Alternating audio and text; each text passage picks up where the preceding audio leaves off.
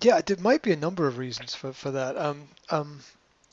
One might be that you don't really need it. And I say that because necessity is the mother of invention. What this means is that we do the things that we need to do, nothing more. Uh, I love my job. I love my work. I know a lot of people who love their work, but we all need to do it for other Mm-hmm. reasons, as well Mm-hmm. as just loving it. So um, if we don't actually if we don't actually need something, like we're more intelligent than we think we are. Okay, we're more intelligent than we think we are. Now, what this means is that there's something in the back of your head is telling you it's not important. Yeah. Something in the Yes. front of your head's Mm-hmm. going, yeah, I really ought to get to that. Something in the back of your head's going, nah, don't worry about it. It's really not. And I think we all have at least two voices that kind of we debate with ourselves in our own heads about, good and bad, right and wrong, whatever. And if we don't really need it, if it's not obviously gonna make a massive difference to our life, we tend to go, whatever, right, Whatever. whatever. Mm-hmm. Um, so um, that's understanding want and need, right? It's like you want to read it, but you don't need to read it, so you don't. Yeah, sorry to repeat the same stuff again, but understanding and that's why I said earlier, if you think back, I said that if it's not in your day, it's not in your life. Yeah. And the important part of that is the construct over time. Now here's the example I use with a lot of my clients. It's the book example where everybody could write a book. So write a book, oh, okay, it's a big whatever, right? Everybody could write a book. Now it seems complicated at first, but if you look at it from the perspective of if you write 1 page a day, at the end of a year, that's 365 pages. How many pages do you need for a book? Well, 100, right? So you don't even need to write every day. Write 1 page every 3 days, right? 1 page every 3 days would still get you more than enough pages to write a book in a year.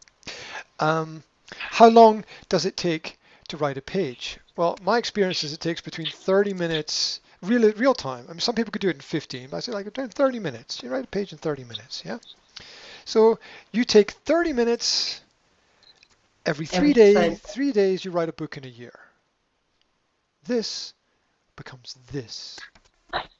Mm-hmm. The small Mm-hmm. action, which is done and then put to one side or forgotten about, accumulates over time to create something bigger that you can turn into something more permanent.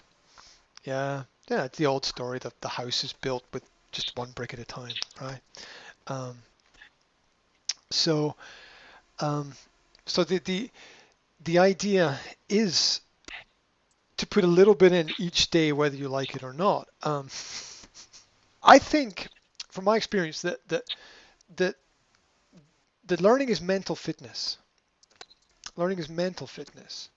The same way that people think about physical fitness, learning is mental fitness. Now, any really good trainer or even doctor or instructor or whatever will tell you need to do 15 to 30 minutes a day. Okay, so Mm-hmm. it's 15 minutes a day. 15 minutes a day is enough. Yeah, but it should be more. But life is life, right? Whatever, right. And Mm-hmm. I personally made the decision about 8, 9, 10 years ago. I made the decision to put 1 hour a day of physical exercise in my life every single day. Mm-hmm. Now, I don't hit everything perfectly, but I usually get 6 out of 7 days a week. I usually do it 6 out of 7 days a week. Well, Yeah. um, there's a really brutal fitness regime. It's like a 30-day plan where If you miss one day, you go back to zero.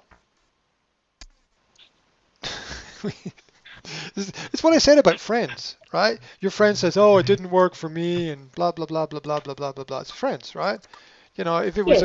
if it was a professional person, the professional person would be looking at how to make sure what to feed into you to ensure that the habits continue, because Mm-hmm. um, because we we usually need to refresh things, right? We usually like, and here's a classic example, right? Classic examples are in art with like music and films.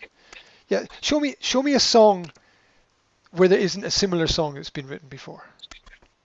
Show me a film where there isn't a similar film that's been made before. Mm-hmm. They're similar but different, right? Yes. And and what allows them to continue being similar is the fact that they're a little bit different. There's something new that's there. It's not all new. It's not all different. It's just there's a little bit of something that's Definitely.